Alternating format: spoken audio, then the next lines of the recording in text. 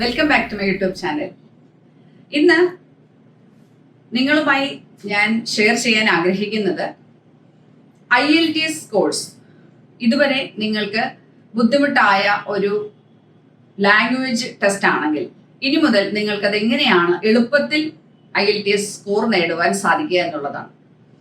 OET പോലെ തന്നെ അതിനും കുറച്ച് ടിപ്സുകൾ അപ്ലൈ ചെയ്താൽ നിങ്ങൾക്ക് വളരെ എളുപ്പത്തിൽ പാസ്സാകുവാൻ സാധിക്കും.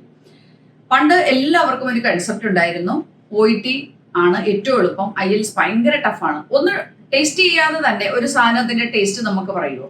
ഇപ്പോൾ എന്റെ ടേസ്റ്റ് അല്ല നിങ്ങളുടെ ഓരോരുത്തരുടെയും ടേസ്റ്റ് അല്ലെ. എനിക്ക് പുളി ഇഷ്ടമാണെങ്കിൽ പുളി ഇഷ്ടമില്ലാത്ത എത്രയോ കുട്ടികളുണ്ട്. എനിക്ക് സ്വീറ്റ് ഇഷ്ടമല്ല, നിങ്ങൾക്ക് സ്വീറ്റ് ഇഷ്ടമാണ്. അങ്ങനെ നമ്മളുടെ ടേസ്റ്റുകൾ ഡിഫറെന്റ് ആണ്. അപ്പോൾ ഒരു സാധനം നമ്മൾ പരീക്ഷിക്കാതെ അത് പാടാണ് എന്നൊരു കമന്റ് നമ്മൾക്ക് ചെയ്യുവാൻ സാധിക്കുകയില്ല.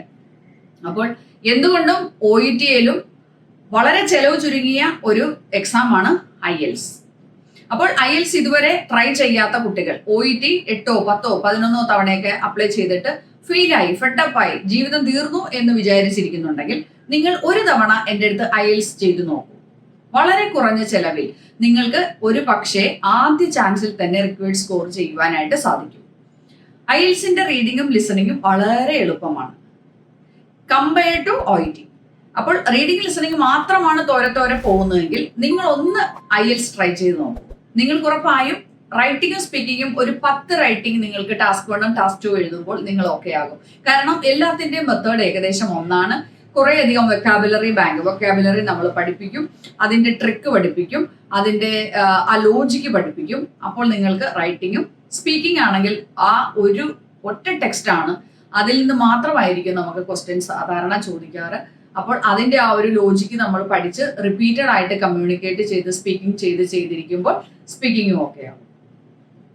റീഡിങ്ങും ലിസണിങ്ങും താരതമ്യേന OET അപേക്ഷിച്ച് വളരെ എളുപ്പവുമാണ്. ഇപ്പോൾ ഒരുപാട് കുട്ടികൾ UKV IELTS പഠിക്കുന്നുണ്ട്.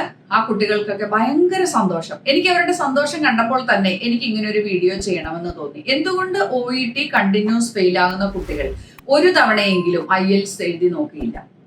ഒരു പക്ഷേ നിങ്ങളുടെ ഭാഗ്യം തെളിയുന്നത് IELTS-ലൂടെ ആണെങ്കിലോ?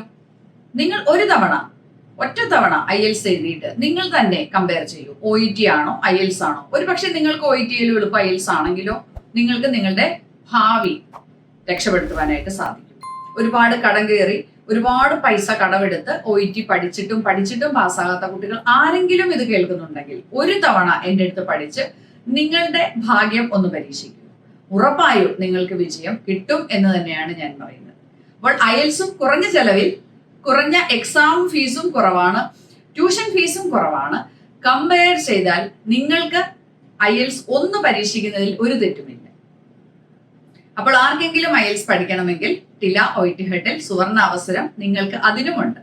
അപ്പോൾ നിങ്ങൾക്ക് എന്തെങ്കിലും ഡൗട്ട്സ് ചോദിക്കണമെങ്കിൽ നിങ്ങൾക്ക് എൻ്റെ വാട്സാപ്പ് നമ്പറിലേക്ക് മെസ്സേജ് അയച്ചാൽ മതി. ഞാൻ ആ ഡീറ്റെയിൽസ് കംപ്ലീറ്റ് നിങ്ങൾക്ക് അയച്ചു തരുന്നതാണ്. അപ്പോൾ അടുത്ത വീഡിയോയുമായി ഞാൻ വേഗം വരുന്നതാണ്. അതുവരെ കാത്തിരിക്കുക. ബൈ.